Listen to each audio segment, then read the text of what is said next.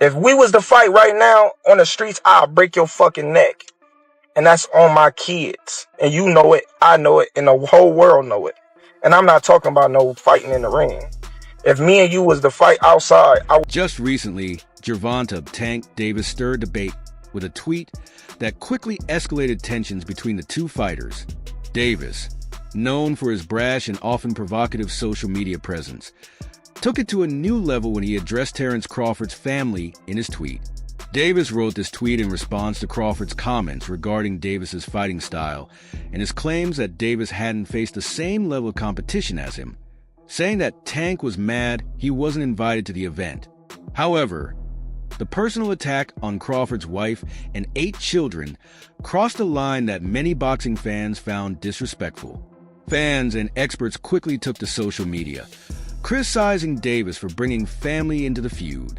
The tweet ignited outrage, especially given the respect typically afforded to an opponent's family in the sport. Many fans who had previously backed Davis began distancing themselves after the tweet. In the world of professional boxing, trash talk is common, but bringing someone's family into the conversation is usually seen as crossing a personal line. Davis's tweet didn't just spark anger among Crawford supporters. It also led to widespread disappointment among boxing fans who shared their concerns about the direction of Davis's career. The boxer, who has built a name on his knockout power in thrilling fights, is now facing backlash for crossing a boundary many thought was unnecessary. Some fans defended Davis, saying that he was simply playing mind games, a strategy often seen in boxing to generate hype before a potential fight. However, the overwhelming majority of responses from fans, fighters, and analysts pointed to the tweet as a mistaken reaction. Despite the growing backlash, Davis remained defiant, posting more tweets to justify his words. But the damage was done, and the focus quickly shifted from Davis's knockout power to his controversial behavior outside the ring. However, it wasn't just Tank Davis stirring the pot. Terence Crawford took no time responding to Tank Davis. The reigning pound-for-pound king posted a video addressing the tweet and sent a clear message to Davis. "You know I would totally crush you if we ever had a street fight." Davis speaking about you. Is that ever a possible fight? Yeah, if he want to dare to be great, he can be like all the other fighters that moving up 2 weight classes and, daring to be great. You would fight him. Man, tell him to come up there. He got to come to win 54. He said I got a glass chin, so tell him to come and touch it. Ooh. Wow. Oh, man. Monte said you got a glass. Crawford's reaction was calm yet firm.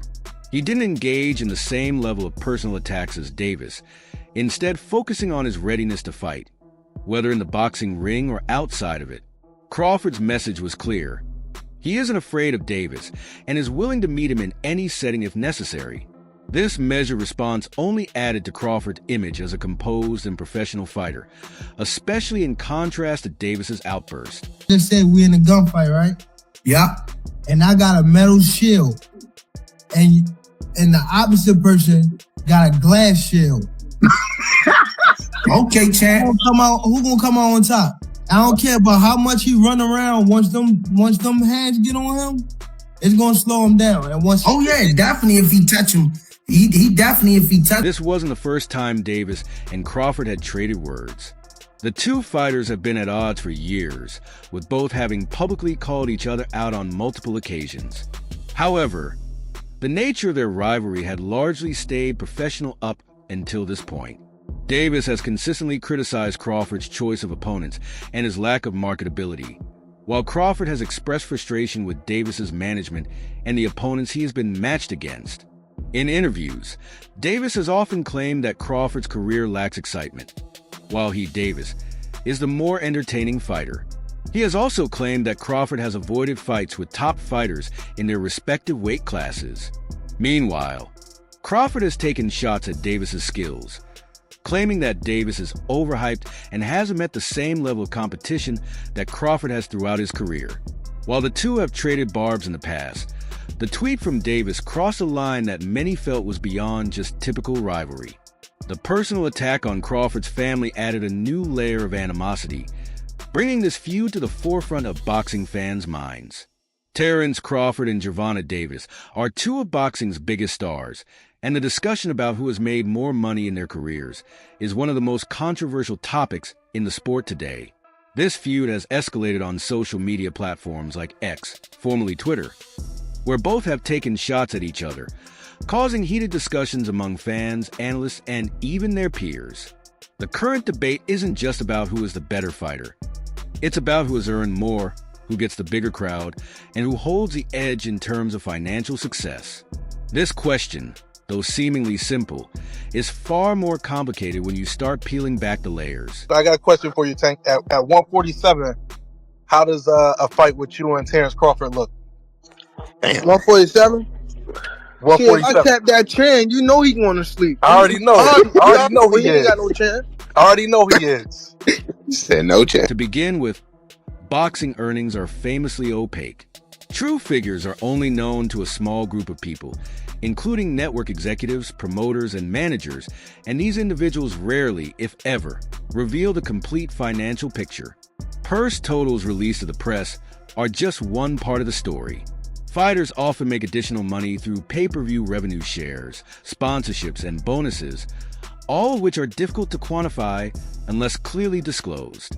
Even with these challenges, several facts and expert opinions give us some idea of how their earnings differ. Terence Crawford has recently solidified his position as one of the highest earners in boxing, partly due to landmark fights.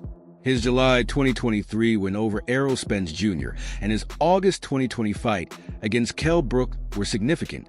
The Spence fight, which was for the undisputed welterweight championship, was a huge pay-per-view event and one of the most anticipated matchups in recent years. Impossible at a catch weight. Nah, ain't no catch weight. You come up to 47. You're not even entertaining a catch weight. No, I'm not. He's a champ though too, undefeated. And what champ? Come on, man, tell me what belt. You know boxing. You forgot Devin Haney is undisputed. Devin Haney got all the belts. He the champ.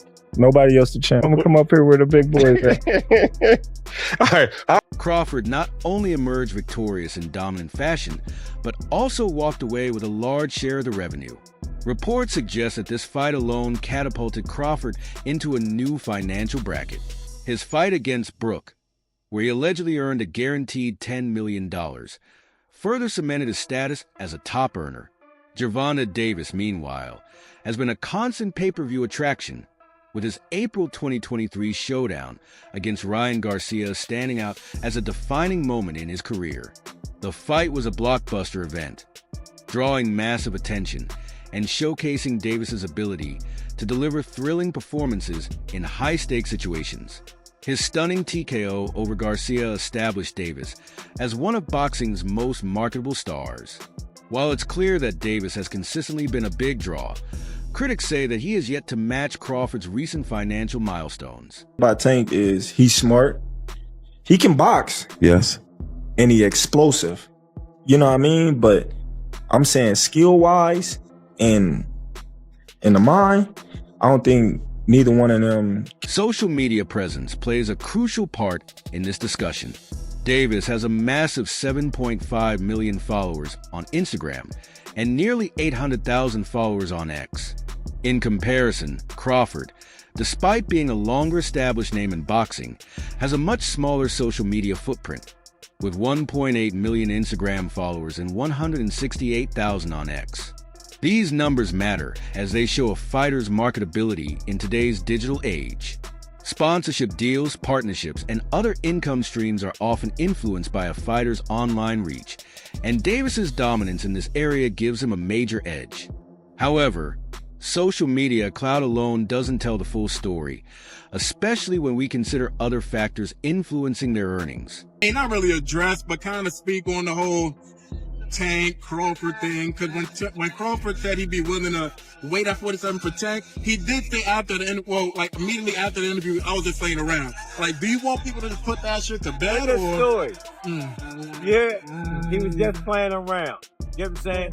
Tank does that, you know. Crawford's career longevity and consistency at the championship level are notable benefits. Turning professional in 2008, Crawford has been a world champion since 2014, giving him over a decade of earnings at the sport's highest level. Championship fights, particularly as the main event, typically bring larger payouts, and Crawford's extensive resume of title fights underscores his earning potential. Davis, who went pro in 2013 and won his first world title in 2017, has achieved remarkable success in a shorter period. However, he lacks the same length of championship-level experience as Crawford. This disparity in career timelines suggests that Crawford has likely collected more over the years, even if Davis has recently closed the gap. How good is Terence Crawford? Terence Crawford is good, but he's not what people make him seem. He's not pound for pound. The involvement of His Excellency Turki Elik in boxing has been a game-changer, especially for Crawford Ike's model of giving fighters guaranteed paydays far beyond what traditional promoters can provide. It has shifted the financial dynamics of the sport. Crawford's $10 million guarantee for the Matera fight is just the beginning, as reports say his potential bout with Canelo Alvarez could set new records for fighter earnings. Ike's ability to bring unprecedented financial backing to the table gives Crawford a significant advantage, especially as Davis stays outside this growing network. It was no different from 147, to be honest.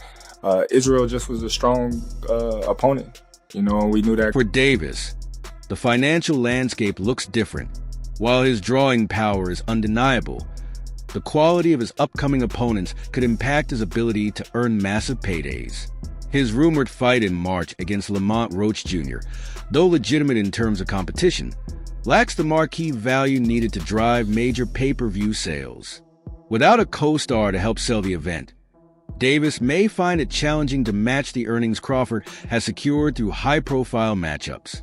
To keep his financial momentum, Davis needs to secure fights against opponents with bigger star power, such as Vasyl Lomachenko, Shakur Stevenson, or even rising stars like Kezin Davis. Ego. Like if you hear somebody like Tank say 147, I knock Bud out. Well, he just talking. Mm-hmm. He got the confidence in himself that he believed that he can do that because he's been knocking all these fighters out that he's been in the ring with. So no knock to Tank, but there's definitely levels. Debate over who has made more money also shows a deeper philosophical divide in boxing. Crawford's success has been built on taking on the toughest challenges, often going into hostile territory to prove himself against the best. This approach has earned him widespread respect from his peers and fans, as well as lucrative chances to showcase his skills on the biggest stages. Davis, on the other hand, has been criticized for a more controlled career path, with fights that favor commercial appeal over competitive risk. While this strategy has made Davis a household name, some argue it has limited his ability to maximize his earnings over the long run. Leonard Erb says that Davis now makes 8 figures per fight, which is significant, but it's worth examining when this level of earning began. Or would that just be a matter of you waiting for him to be ready for you? Yeah, no, Tank is at a lower weight class than me. He's at 135. I'm at 147. That's 2 weight classes apart. So he would have to come up. Yeah, because I wouldn't never. You can't get that low. So that's not gonna happen. Because I saw people talking about it. You don't think that'll ever happen? No, I wouldn't say.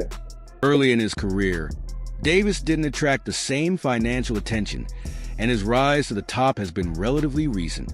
Crawford, by comparison, has been earning substantial paydays for years thanks to his consistency and willingness to fight anyone anywhere. This difference in job trajectories further complicates the question of who has made more money. Another key reason is the shift in the pay-per-view model. Traditionally, fighters depended heavily on PPV sales to maximize their earnings, but Ike's guaranteed payouts have disrupted this strategy. Crawford's partnership with Ike has allowed him to avoid the uncertainties of pay-per-view revenue, while Davis remains more dependent on the traditional system. This shift could have long-term effects for how both fighters approach their careers and financial negotiations. Critics of Davis say that his social media fame and commercial appeal might not translate into sustained financial success unless he takes on more significant challenges in the ring. Meanwhile, Crawford's fans point to his desire to fight the best as a testament to his legacy and earning power. The contrasting approaches of the two fighters reflect broader tensions within the sport, as traditional values of competition and merit clash with the modern focus on marketability and entertainment. Ultimately, the question of who has made more money, Crawford or Davis, may never have a clear answer. The lack of transparency in boxing finances means that much of the discussion relies on speculation and fragmented reports. What is clear, however, is that both fighters have taken different roads to success, each with its own merits and drawbacks. Crawford's recent financial windfall and alignment with Ike position him as the front-runner in the earnings race. But Davis's popularity and marketability ensure that he remains a formidable figure in the sport's financial scene.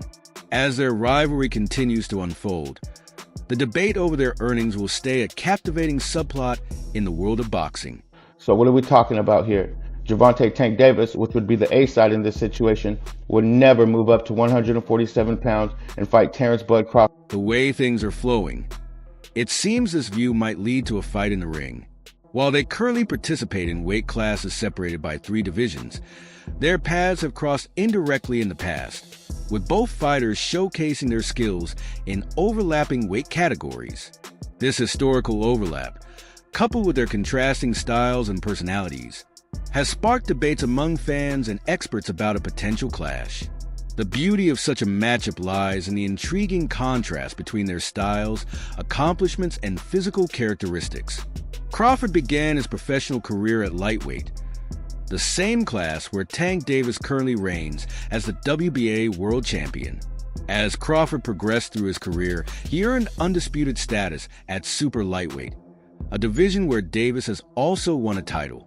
However, Crawford's ambition and skill set drove him to climb higher, finally dominating the welterweight division and recently making his debut at 150 pounds, where he continues to assert his dominance. Meanwhile, Davis stays firmly rooted at 135 pounds, dismantling opponents with his trademark power and precision. John Davis, the big hitter from Baltimore, has built a reputation as one of the most dangerous punchers in the sport, known for his explosive knockouts and the ability to draw huge crowds. Davis has often exuded supreme confidence in his skills.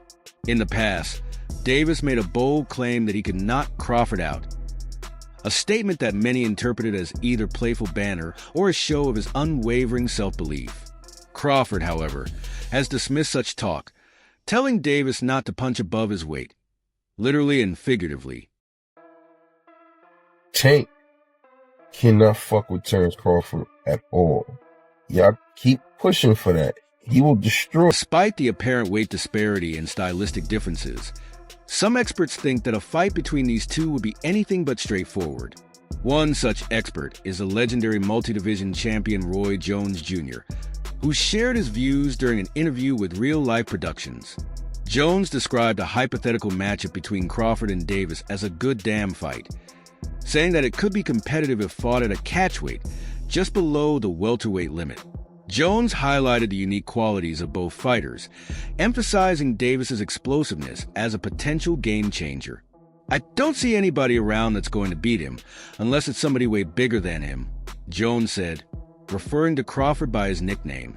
But don't sleep on the fact that if he and Tank fought at about 145, that's a good damn fight.